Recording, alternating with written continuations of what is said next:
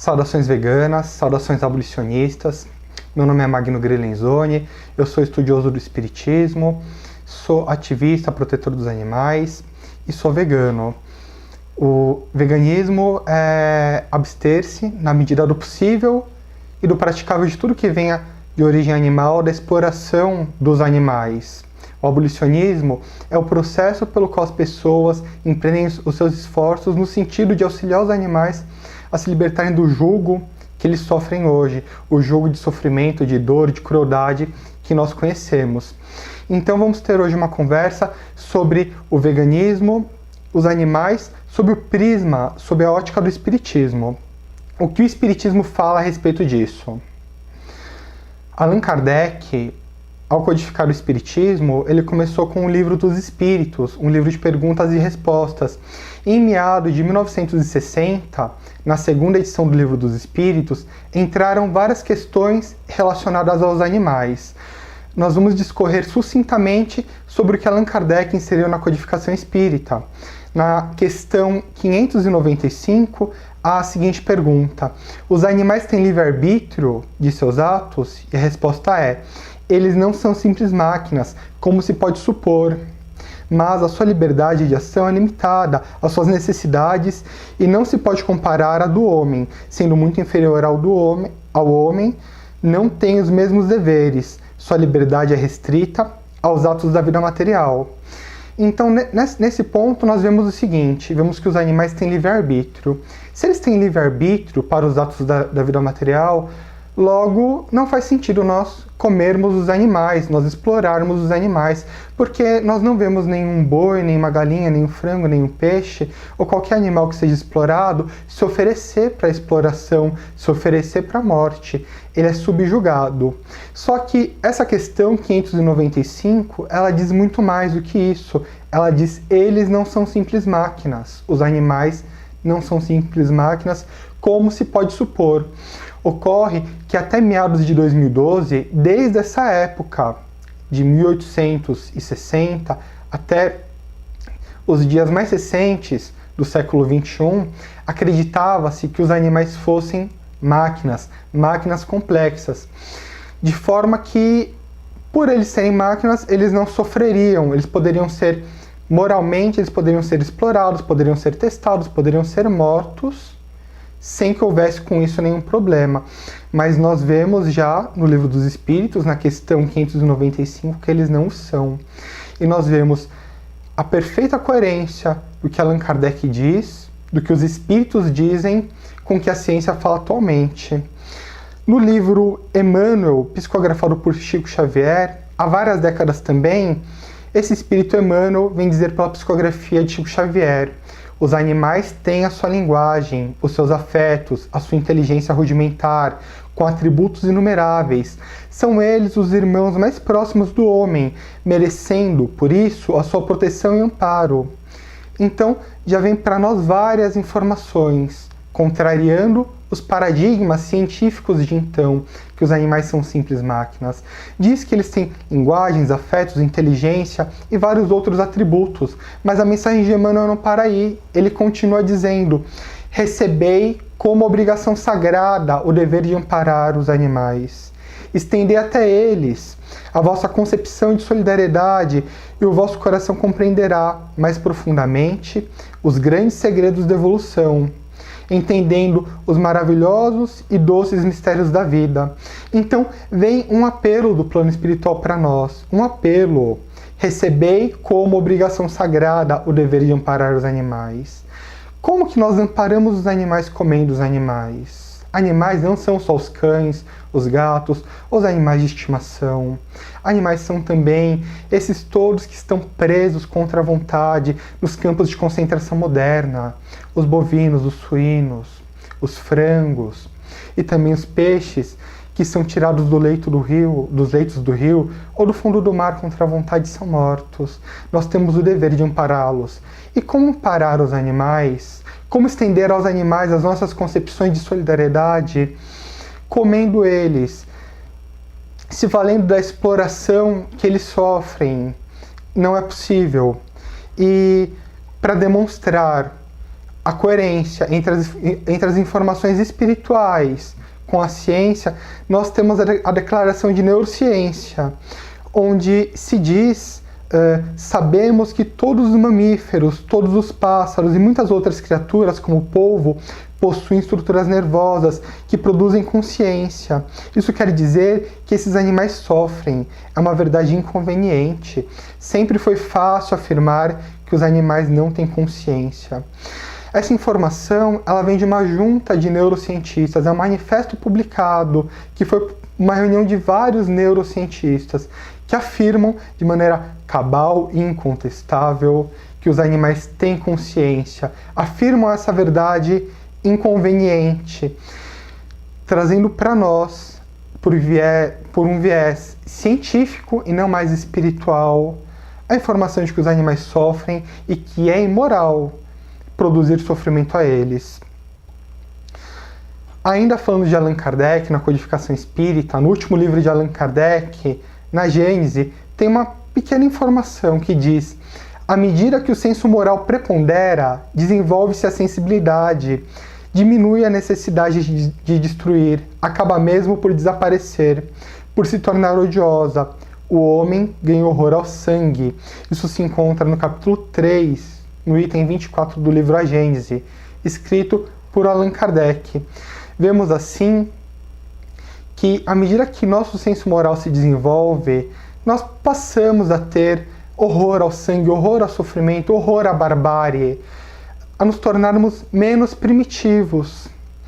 Contudo, há outras informações também na codificação kardeciana, que ocorreu no século XVIII, sobre os animais. Só que essas informações, elas não são conclusivas. Há um trecho da Revista Espírita, de setembro de 1965, onde Allan Kardec fala que primeiro é necessário o homem conhecer a sua própria alma para depois conhecer a alma dos animais, para depois compreender as estruturas dos animais, demonstrando que o que há nesse período, trazido por Allan Kardec, é inconclusivo e que futuramente viriam outras mensagens que aclarariam a questão dos animais. Allan Kardec ainda diz que nós deveríamos ter vergonha de viver em uma sociedade onde o homem passa fome. Ele diz textualmente: em uma sociedade em que alguém passa fome, deveríamos ter vergonha de viver nela. E isso nos suscita várias reflexões. Poderemos perguntar qual a relação que existe entre os animais, entre o veganismo, entre a espiritualidade e a fome. E a relação é uma relação profunda, porque nós sabemos hoje, por dados que vêm da ONU, que 50% da alimentação destinada aos bovinos são suficientes para acabar com a fome no mundo. Ou seja, 50% dos grãos que os bovinos, somente os bovinos, sem falar nos suínos, sem falar nos frangos, 50% do que esses animais comem é suficiente para acabar com a fome no mundo, com a fome de 790 milhões de criaturas. Mas não, atualmente o homem prefere subjugar os animais, o homem prefere criar esses animais, destinando os grãos aos animais, produzindo várias enfermidades que decorrem disso, a viver uma vida mais amena e mais saudável. Temos uma mensagem mais recente, psicografada pelo médium Divaldo Franco, pelo espírito Joana de Ângeles, fazendo um apelo à nossa bondade e também fazendo uma crítica à destruição do meio ambiente e à matança dos animais. Joana de Ângeles diz: a bondade é um pequeno esforço do dever de retribuir com alegria todas as dádivas que o homem frui, sem dar-se conta, sem nenhum esforço, por automatismo, como o sol, a lua, as estrelas, o firmamento, o ar, as paisagens, a água, os vegetais, os animais. E, inadvertidamente, o homem vem consumindo, poluindo com alucinação e matando com impiedade. É uma advertência para nós, é uma advertência para a nossa reflexão. É uma advertência para que nós passemos a ter bondade pelo nosso próximo, pelo homem, e por todos os recursos naturais, incluindo os animais nisso. Agora temos uma mensagem que vem do livro Cartas e Crônicas, psicografada pelo Chico Xavier, onde o espírito Humberto de Campos é uma mensagem que chama Treino para a Morte, onde ele nos faz uma advertência. Ele diz: comece a renovação dos seus costumes pelo prato de cada dia. Diminui gradativamente a volúpia de comer a carne dos animais. O cemitério na barriga é um tormento depois da grande transição. O lombo de porco ou o bife de vitela, temperados com sal e pimenta, não nos situam muito longe dos nossos antepassados, os taimóis e os caipós, que se devoravam uns aos outros. Somos informados, então, através da psicografia de Chico Xavier, que após a morte, as pessoas que comem carne, as pessoas que comem os alimentos de origem animal, vão passar por uma transição bastante difícil, bastante sofrida, assim que desencarnam. Porque no plano espiritual não há alimentos de origem animal. Todos nós vamos morrer. A partir da morte, todo mundo será compulsoriamente vegano. Não existe alimento de origem animal. E a informação dessa mensagem não diz apenas que nós sofreremos com a falta desses itens, nós quem comemos, mas diz também, faz uma advertência para nós, nos chamando de primitivos por comer esse tipo de alimento. Ainda o mesmo espírito, ele, numa outra mensagem, num outro livro, onde ele trata da obsessão, a obsessão é o processo por onde espíritos inferiores perturbam os encarnados. Ele diz que a obsessão se dá mais facilmente em pessoas que comem carne, em pessoas que comem os alimentos de origem animal. Ele diz na seguinte mensagem: os homens que se julgam distante da harmonia orgânica sem o sacrifício de animais são defrontados por gênios invisíveis que se acreditam incapazes de viver sem o concurso deles. Quem devora os animais, incorporando-lhes as propriedades ao patrimônio orgânico, deve ser apetitosa presa dos seres que se animalizam. Os semelhantes procuram semelhantes. Esta é a lei. Então, na atualidade, nós devoramos os animais, nós comemos as suas vísceras, nós, de alguma maneira, somos seus vampiros. Os espíritos inferiores fazem o mesmo conosco quando nós comemos os animais. Esta é a lei. Os semelhantes procuram semelhantes, diz Humberto de Campos. Agora, outras mensagens de um espírito muito conhecido no meio espírita, André Luiz, que escreveu o livro Nosso Lar, que virou filme, e que vendeu uma quantidade enorme de livros, possivelmente o espírito mais conhecido no meio do espiritismo. Ele tem várias mensagens que apelam para que nós tenhamos piedade dos animais, para que nós não os subjuguemos, para que nós tratemos os animais como nossos próximos. E entre essas mensagens tem a seguinte: sem amor para com nossos inferiores, e nossos inferiores são os animais, mas são inferiores não no sentido pejorativo, inferiores no sentido de que necessitam do nosso amparo. Sem amor para com nossos inferiores, não podemos aguardar a proteção dos superiores. Esses superiores serão os espíritos já adiantados, os espíritos de luz. E André Luiz, numa outra mensagem, onde ele visita com um instrutor espiritual, um espírito bastante esclarecido, circunstancialmente ele visita um abatedouro. Ele diz: diante do local em que se processava a matança dos bovinos, percebi um quadro estarrecedor. Grande número de desencarnados em lastimáveis condições. Atiravam-se aos borbotões de sangue vivo, como se procurassem beber o líquido em sede devoradora. E aí vem a explicação desse espírito, desse mentor que está com ele.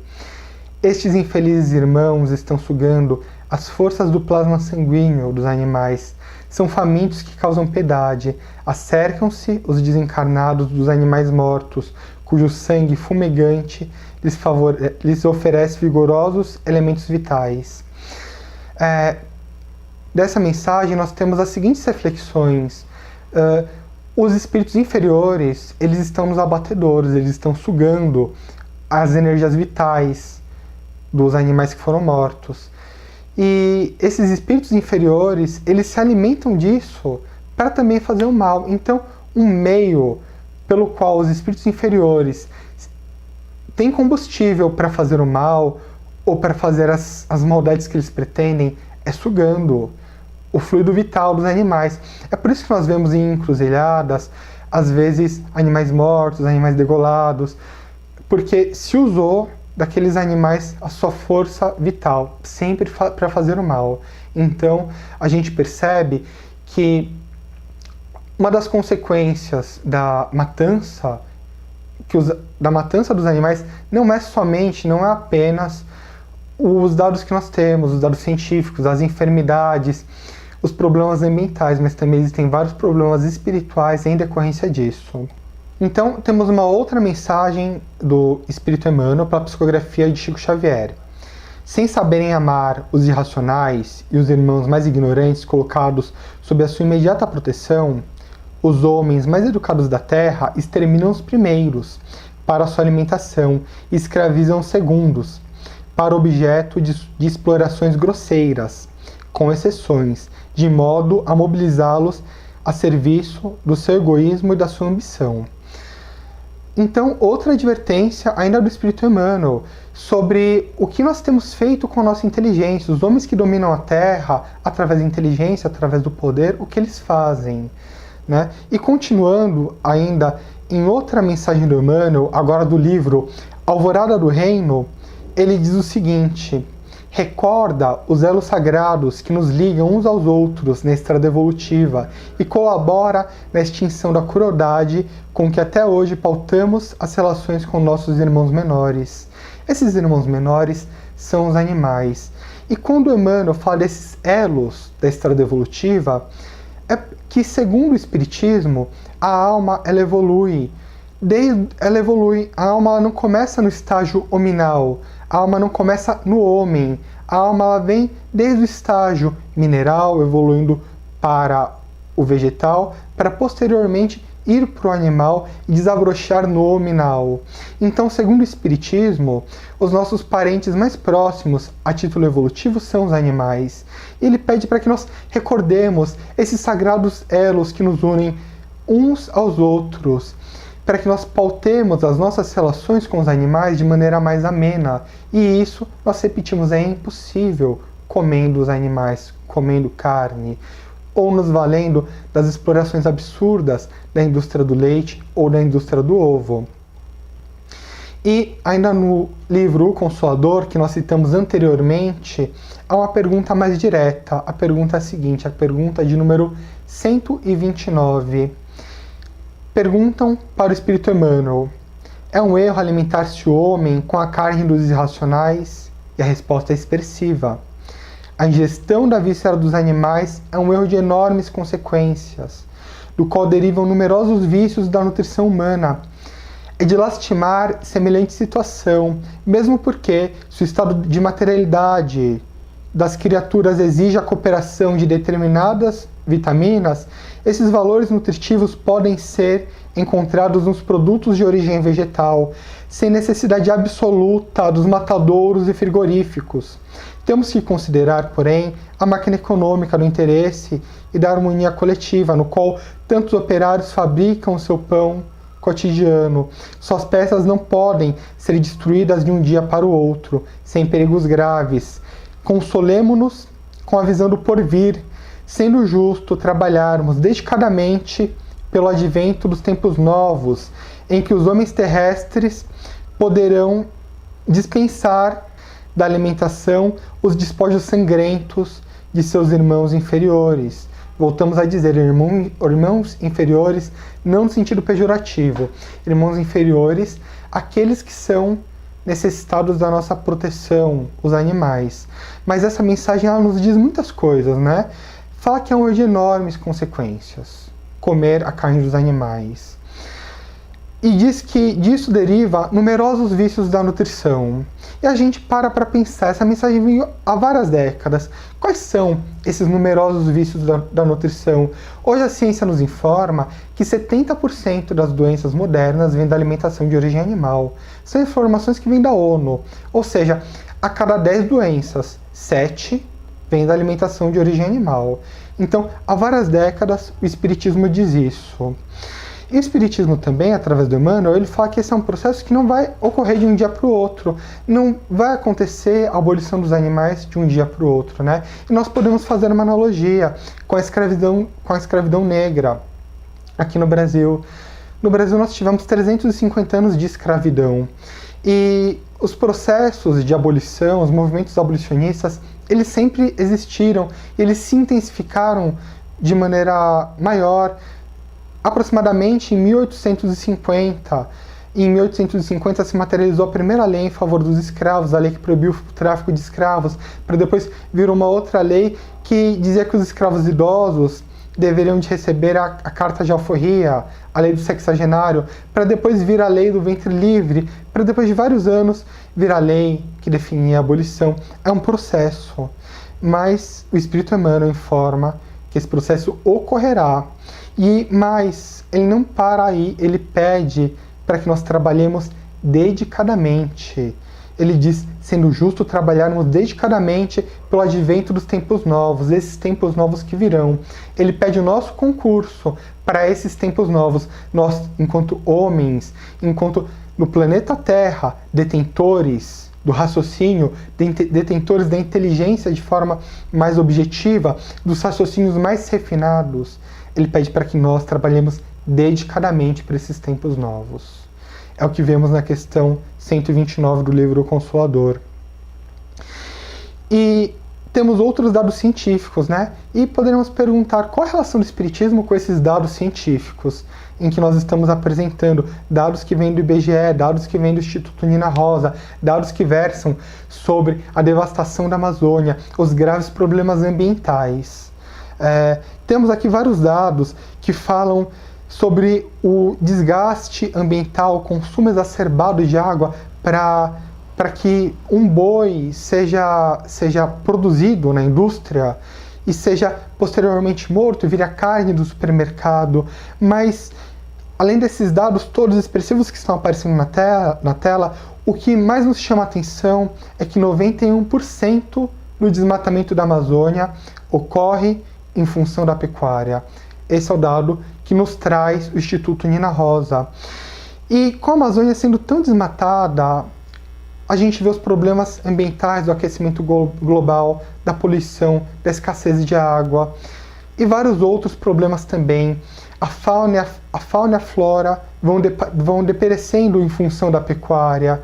E as pessoas, os ambientalistas, eles pregam, eles falam, nós devemos, entre outras coisas, eles argumentam, nós devemos preservar o meio ambiente em função dos nossos descendentes. Nós precisamos dar uma vida condigna para aqueles que vão nos suceder. E é uma visão justa. Contudo, nós que temos uma visão espiritualista, nós que temos uma crença no espiritismo, na reencarnação, nós dizemos que, além disso, nós precisamos preservar o planeta, não só pensando nos nossos descendentes, mas pensando em nós mesmos, porque nós vamos reencarnar nessa casa planetária, nós voltaremos para a Terra, e se o mundo estiver desequilibrado, destruído, se o meio ambiente estiver avassalado pela destruição ambiental que decorre da pecuária, nós sofreremos esses efeitos. Nós seremos atingidos por isso. Nós somos responsáveis por cuidar da nossa casa planetária. Nós temos essa responsabilidade, segundo o Espiritismo também. Sucedem outros dados que falam da destruição absurda que a pecuária causa. Dados esses que nós encontramos nas informações que vêm do Instituto Nina Rosa, assistindo os documentários mais famosos, A Carne é Fraca, A Engrenagem e outros documentários também. E nós repetimos, nós temos dever de zelar por essa casa planetária e nada impacta mais o meio ambiente, certamente nada impacta mais o meio ambiente do que a pecuária, do que a produção de leite, do que a produção de ovos, do que todas as produções que vêm da matança dos animais ou da exploração animal. No Evangelho segundo o Espiritismo, há uma das informações mais expressivas nele, uma das mensagens que mais chama a atenção dos espíritos é a seguinte, ela vem do Espírito da Verdade. Ele diz, espíritas, amai-vos, eis o primeiro ensinamento, instruí-vos, eis o segundo. E continuando a mensagem, o Espírito da Verdade diz: irmãos, nada perece, Jesus Cristo é o vencedor do mal, sede os vencedores da impiedade. E perguntamos: como ser o vencedor da impiedade comendo carne? Quanta impiedade não existe em nossos pratos, quanta impiedade não existe num copo de leite, quando sabemos que uma vaca, na indústria do leite, ela é periodicamente estuprada para a produção de leite. Ela produz 10 vezes mais leite do que ela produziria normalmente, sabendo que a vida dela, que teria muitos mais anos, a vida dela se acaba em função dessa exploração contínua, desgastante.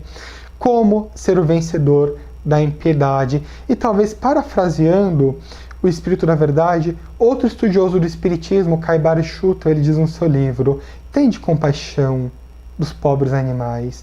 Então vemos, sede os vencedores da impiedade, uma mensagem, e na outra se diz: tende compaixão dos pobres animais. Como ter compaixão dos animais, comendo os animais? Como ter compaixão das galinhas, as galinhas poedeiras que sofrem tanto na indústria? Como ter compaixão das vacas leiteiras que sofrem tanto na indústria, que sofrem do primeiro ao último dia de vida comendo esses animais? Como ter compaixão dos animais, dos peixes que morrem num processo de asfixia lentíssimo, que sabemos que tem a mesma quantidade de neurotransmissores na região onde seria a nossa boca, por onde são fisgados e sofrem dores excruciantes, embora eles não tenham músculos para manifestar a sua dor quando eles são fisgados, ou então quando eles são tirados do mar de maneira industrial para aquelas sedes enormes e morrem num processo de asfixia muito, muito lento. Como ter compaixão desses animais? Então, o apelo do Espiritismo para nós, o apelo dos espíritos superiores é para que nós adotemos o veganismo. E não só adotemos o veganismo, nós também nos tornemos abolicionistas. Seremos abolicionistas a partir do momento que começarmos a informar os nossos pares, seja no nosso ambiente de trabalho, seja no nosso ambiente de estudo, seja no nosso ambiente doméstico, seja pelas redes sociais, seja empreendendo os nossos recursos. Nos tornaremos abolicionistas informando as pessoas que os animais sofrem.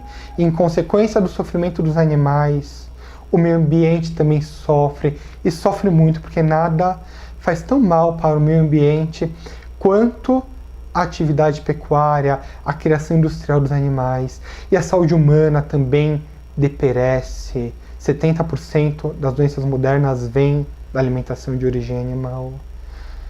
Nos tornando abolicionistas, seguindo a orientação dos espíritos, nós estaremos concorrendo para o progresso, estaremos sendo de alguma forma sendo agentes do progresso.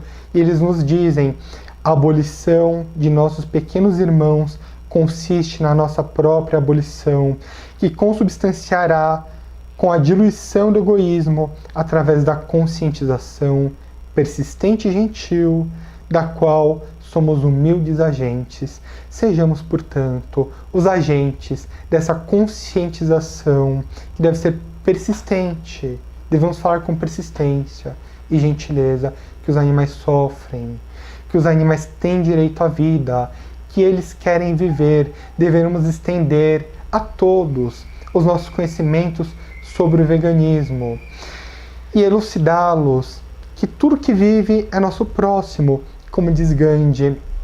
E as mensagens espíritas, elas também preveem que no futuro o mundo será vegano, que os animais não serão mais barbarizados. André Luiz, ainda pela psicografia de Chico Xavier, ele diz, em sintonia com a mensagem que acabamos de ler, ele diz: cooperemos no despertar dos homens, nossos irmãos, relativamente ao débito para com a natureza maternal. Ajudemo-los a compreender para que se organize uma era nova. Auxiliemo-los a amar a terra antes de explorá-la no sentido inferior, a valer-se da cooperação dos animais, sem os recursos de extermínio. Nessa época, o matadouro será convertido em local de cooperação. O matadouro será convertido em local de cooperação. Nós veremos os animais como nossos próximos, como nossos pares, como seres que têm direito à vida. E essa época chegará mais rapidamente se nos tornarmos abolicionistas, se falarmos para os outros que os animais sofrem e que eles têm direito à vida, se nós reproduzirmos para os outros tudo que os animais passam, tudo que eles sofrem, e levarmos para os outros as concepções da ética. E apesar de tantas mensagens eloquentes que nós lemos, apesar de todas essas mensagens que nós lemos, elas não seriam necessárias para aqueles que estudam o Espiritismo se dessem valor apenas para uma mensagem, a mensagem que é a mensagem do capítulo 15º do Evangelho segundo o Espiritismo, que diz: fora da caridade não há salvação.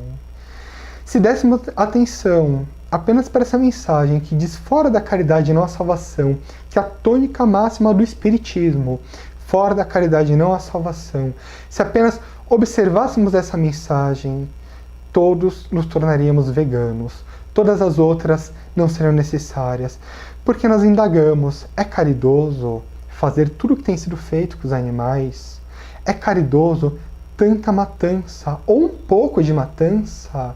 É caridoso tanto sofrimento, ou um pouco de sofrimento?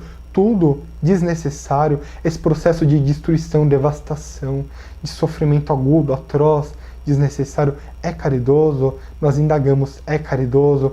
Fala-se em abate humanitário. Nós dizemos: não existe abate humanitário, porque existe sofrimento. E onde existe sofrimento, não existem expressões dignas de humanidade, não existe caridade. Não existe, portanto, abate humanitário, não existe nesse processo nenhuma caridade, porque os animais, independente do processo pelo qual eles forem abatidos, eles são inteligentes, eles têm emoções depuradas e eles sentem por isso amor, carinho pelos seus pares ou outros sentimentos que não são bons. E ainda que eles fossem abatidos sem sofrimento, que não é possível, existiria sofrimento moral. Então, o grande apelo do Espiritismo, em todas as tônicas, de qualquer maneira, para qualquer aspecto da vida, é a caridade. Fora da caridade não há salvação. E não existe absolutamente caridade na indústria da carne, na indústria do leite, na indústria do ovo, ou em qualquer indústria que explore os animais. Essa é a mensagem do Espiritismo. Nós agradecemos muito as pessoas que usaram seu tempo para nos ouvir.